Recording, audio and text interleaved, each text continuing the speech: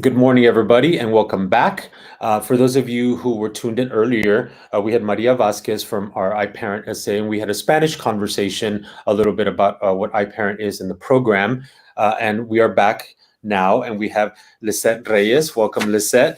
Lisset is our parent educator at our iParent SA, which is our family strengthening program here at the Children's Shelter, one of the many family of services that we provide.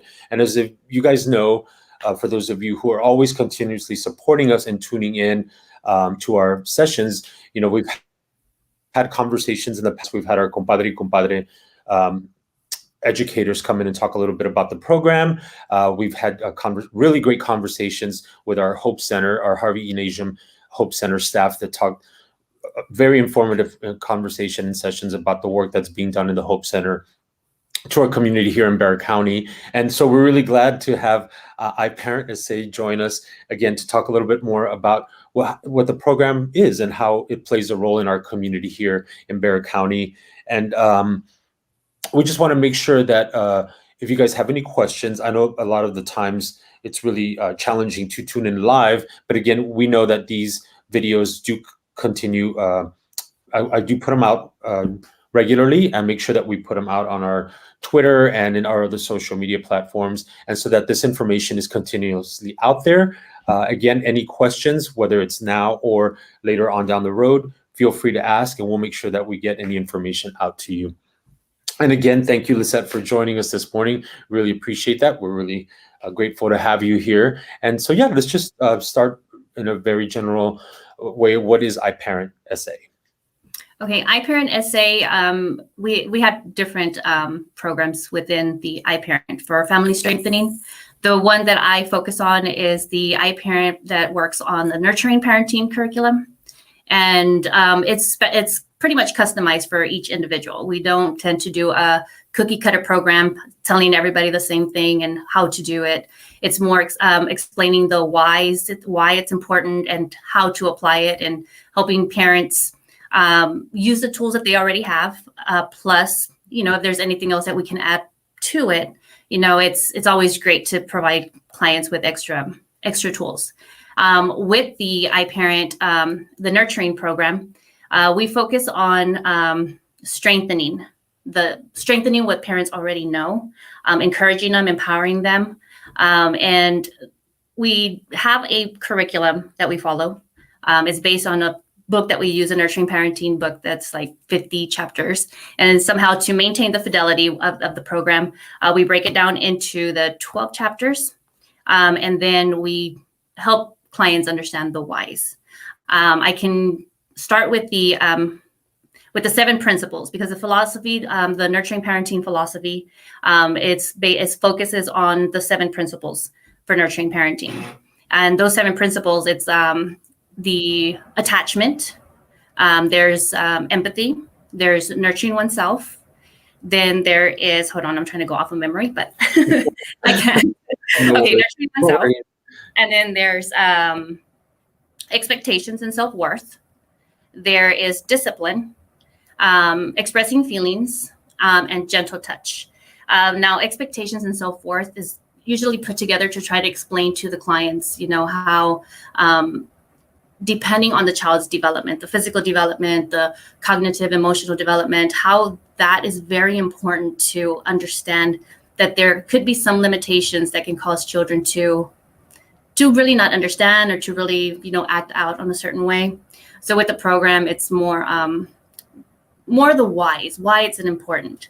I focus on helping clients reflect. It's like a self-reflection, application, and modification.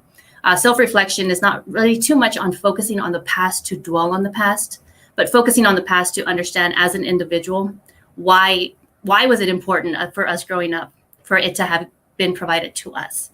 Then it's helping them understand the whys. Then when I put application is knowing how. So I always say, try to practice what you preach, which is very difficult, just depending on your parenting style. Correct. I'm still working on it. So after the application, knowing how, apply it to yourself as an individual. Then once you work on yourself as an individual, then you apply it as a parent. So it's better to know it and understand it and feel it so that you know why and how your children are going to respond. Then it's the modification. Modification, I use that word because you're using the tools that you already have. And then you're like, well, nothing works. Nothing works. I tried it and nothing works. Well, then now that you understand the why it doesn't work, then now you know how to do it so that what you already know works, or you get better results from them. I'm going to read over the curriculum just to give you the list of what our curriculum looks like. So we start off with the 7 principles of nurturing parenting. It says seven principles, but each one of the principles can take weeks to explain each one of them. So we try to give them the most that we can during each session. Okay. Then it's the next one is meeting our needs and the needs of our children. And it's called spices. So if you put a little bit of this spice into your life every single day, then you should be all right. So with that, just listening again, because this is what I call a bird's eye view. So it's meeting the social needs for yourself and your children. There's the physical for yourself and the children, the intellectual needs, the creative needs, the emotional, and the spiritual needs. On the spiritual needs, that one is kind of like a touchy subject. So it's left to the interpretation of the client to explain. I go and I ask so that I know, what is your belief system in the spiritual, or why do you think it's important? And then follow up and explain why that is important. Then after providing these tools, because the 7 principles and these spices are extra tools that you can put into your toolbox. Okay. Then after that, it's the brain development.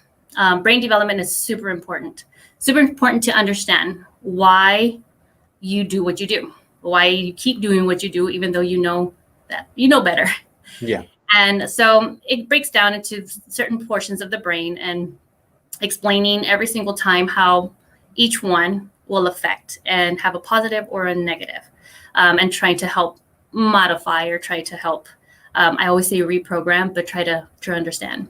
Then after that one is recognizing and understanding feelings. That one is one throughout that is always important to dwell on, focus on, paint the picture, understand it, have the vocabulary. That's huge, the vocabulary. A lot of people do not, even adults, do not have the words to explain how they're feeling.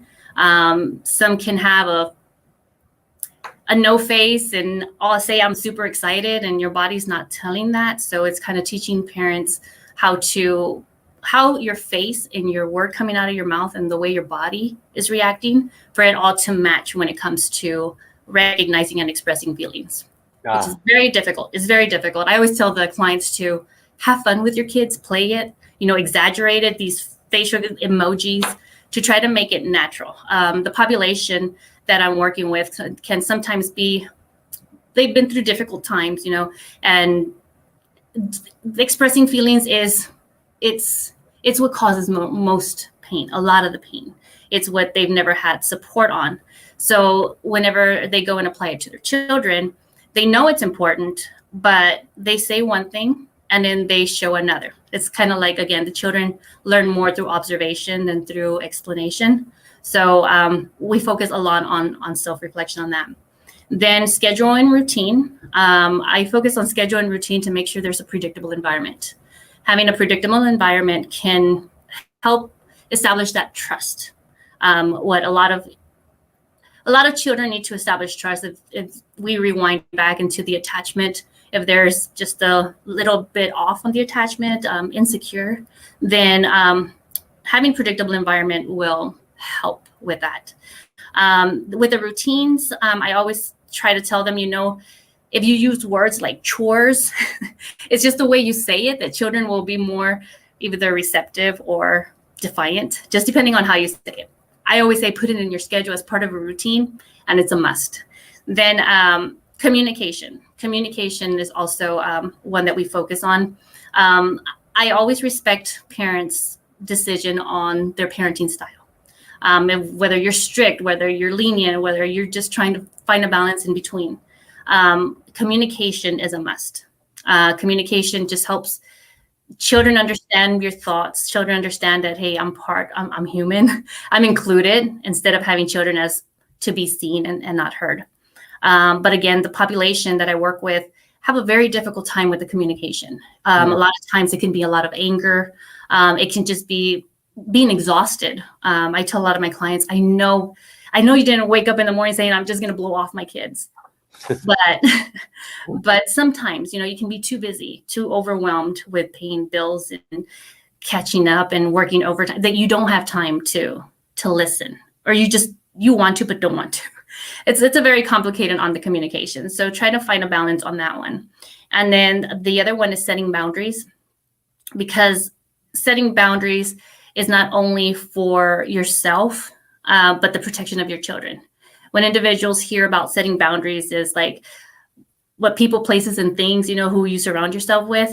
But if you're telling your children, well, don't hang out there, or don't talk to those people, and you turn around and you're doing it, then again, practice what you preach and understand why it's important. And then also the setting boundaries that goes into with managing stress. It's who you're going to allow into your inner circle to control how you're feeling. But it's sometimes it's difficult to say no. That goes along with empathy.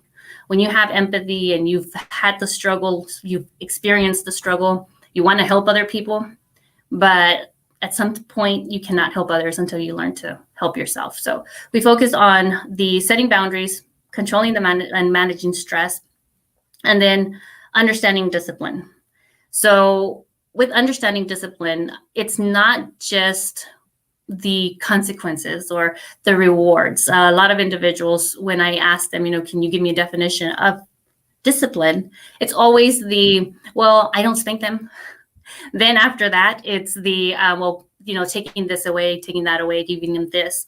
But I talk to them about discipline also being all the other things that we have focused on the curriculum. Like once you master these other topics, then you pretty much have the discipline, because it's more of the structure, the predictable environment, the communication, spending time with your children. It's not just taking things away.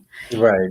Yeah, I tell them, like, if you don't master these, if you don't stick to the schedule, if you don't get up and do it and do the laundry and clean and do all that, then you have no right to get after your kids for not doing it. The idea of discipline too, for me, when you said it just in the beginning, as you started taught it, is like, it's the understanding of like, well, I need to discipline my children, right? Meaning like I have to, do certain things so they understand what I'm trying to tell them. And most of the time it's like, get after them, or like, find these things to be like, and the idea of discipline to us who have better understanding in a different way, even us as individuals, it's the idea of practicing something so that you get to a point that you need to get to. And so therefore you're practicing something diligently, and like in finding discipline instead of acting out a discipline, right? Right. Yeah. And I try to separate that into a positive and a negative, but negative not meaning that it's a bad thing. Right. It's just focus on this first, master this, understand this, and apply it and stick to it. Then after this other stuff will work. And the reason I say will work is because if an example that I've heard so many times, well, the kids don't want to help me do chores. And then the parent is laying down tired, not doing chores. And then you want to give them a consequence for not doing it. Then there's like, okay, well, if you're not doing it, then why do you expect your kids to do it? And a lot of times it's like, well, it's because the kids should know better. But it goes with the routine. I always say it goes with the routine. If you put it in your schedule and you do it part of the routine, there's no reason why the kid is not going to want to do it. Be responsible for their own things, making their beds and cleaning up after they eat, and just basic things, not giving them too much. Later, they will see that you're doing it and they're willing to help. So if you don't have to do their own dishes, but you're doing it and they're cleaning up their space, later when they feel that they can do it, they'll ask for permission to do it, or they'll just go off and they'll do it. It comes naturally. Right. When it's applied and it is consistent. Then after that, like I had mentioned, comes the rewards and consequences. I always focus on that towards the end, because there's no way to, like I explained earlier, there's no way to start off with that if you don't really understand the others. And then the last one is confrontation and problem solving. Just because, again, it goes back to communication and feelings. If you don't feel validated, then why even say anything? Then by the time there's a problem that you want to have a solution for, it's more like, I always say, like a word vomit. Like everything and anything that ever bothered me, I want it fixed right now. So let's talk about it now. And then there's others that shut down. So it just depends on their personality, on how they're going to be willing to talk about it. Some will do it immediately. Some will wait a week. And I'm like, it's okay. It's okay to wait a week. Just talk about it and not everything at the same time.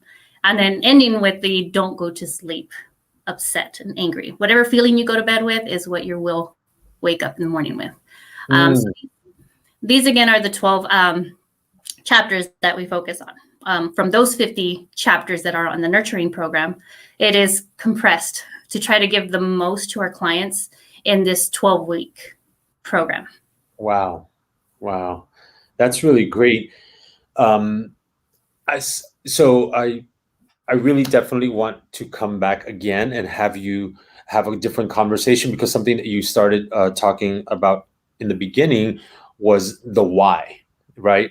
And the why is just plays such a big role that can be, that I'm sure can filter through every one of these points that you've just talked about, and I think I am very blessed, because as you said that and you were talking about all these different things, I was thinking about like, wow, like how did my parents put things out for me, right? How did I learn the things that I learned from in the way that my parents put that out to me? And, we all have challenges, there's no such thing as a perfect family, but I'm really blessed that specifically my mom always took the time out to explain to me why, to make me understand why, right? It wasn't just like, hey, do this. It was like, hey, if you do this, this is why, this is how or why this will be the outcome at the end, right? Whether it's like, do your dish after you eat. At the end, it's going to help me because I still have this and this to do, and then I have to go and work, and then I still have to. So there's always a purpose and intention. And when somebody's putting out the why to you, it gives you a better understanding, and it's no longer somebody just telling you what to do, and you don't translate that in a negative way, right? I feel that I've had all this in thought just through the whole time you were talking. You made me realize, like, wow, like and still to this day, I see her do that with my niece and my nephew. It's like, no, porque esto, right? She'll tell you why she asks that of you, Wow. Thank you for that. So when we do have you back, I would love for that to be a topic and give us a better perspective, because sometimes, I think you mentioned it earlier, if not, I'm just imagining, but, sometimes, a lot of times we do have our answers on our own, and it takes something or different, or even us questioning ourselves, right? Like asking ourselves why, or like, why do I go about it in this way? Why do I put things out this? Why do I ask this of my child or whomever, right? In any essence. And so I'd love to have you back, and maybe we can talk a little bit more on that, and how that can really just like really change the narrative of things, and give us a better understanding of things. Okay. And just one example of, you hear a lot with the gentle touch. And when I ask the clients, gentle touch, the first thing that comes to their mind is the baby skin to skin contact. And they just know that that's important. It's important because it's with the attachment. But then I take it a step further, well, how does it feel for you? If you have a relationship, and we talk about not a romantic relationship, just somebody that you're either attracted to or have interest in, how does it make you feel whenever you see the person? How does it make you feel when you approach the person? How does it make you feel when you touch the person? And then once they're able to understand that part, is like, okay, whenever I touch them or whenever I get a hug from this person, I feel comfort, I feel secure. And so I try to help them, again, self-reflection. And then of their children, well, if we need it as adults, if we feel left out because we don't have anybody to hug us, then, or kiss us goodnight, then, that your children are experiencing the same thing. So that's how I explain the why. I use a lot of examples to try to get them to open up. Sometimes I don't have a filter, so sometimes I'll tell them like, now you see why. Do you understand? And so they get it. They're very open to it, always with respect, always letting them know it's not to be judgy, just to paint a picture. Absolutely. When I can't use anything else as an example, I use my kids. I have 5, and I always say I have one of each. So that helps them open up. You know, once there's a little bit of self-disclosure, then they know like, okay, it's human to make mistakes. It's human to practice one thing and it doesn't work, because it's trial and error. You have those tools. It's trial and error until you understand why. Then you're like, oh, that's why it works for one kid and not the other. So yes, I would be honored, to go back and break each one of them down. I call it a bird's eye view because I can talk about this for years. Good. And we're ready. We have years for you to talk about it. No, and so the other thing that you brought up in the beginning, again, which we'll go back and touch up on, was that this is specific to each person individually, that it's not just this cookie cutter, and that like, here's this and this should work amongst everyone. And we'll go back and touch up on that again, on why that's important. The why. There goes the why. There's so many factors. On the importance of that, right? Like, because it's not only, and my perspective is just that we get a better understanding that people are coming from different experiences, different backgrounds, and so, catering to people as individuals and helping them understand their experience and their own growth that has to come from those experiences, and learning education is really important. And you've taught me so much in just this little time, and I appreciate that, and I'm grateful for that. And so, yeah, we'll schedule another time, and we'd love to have you back and to continue having these conversations. Again, these are conversations that are, they're very compressed, but still, it's great to have this information out to our community members out there who, sometimes we all need, I know Maria mentioned this earlier, that sometimes it's great just to hear a different voice, right? Sure, you have the person you speak to, or the people that are around you on the daily, but to having a different perspective on things, I believe that's true, genuine growth and education for ourselves as people, who we should always be ready to be open to continue growing and learning throughout life. And you can't go wrong with getting better and better at what we do, in this case, parenting, Right. So thank you for your knowledge again, and for being an educator for our program here at the Children's Shelter iParent SA. And we will come back and have another awesome conversation. Yes, we will. Any last thoughts, ideas, comments, words before we check out? No, I'll stay tuned. Okay. Thank you so much, Lisset. You're welcome.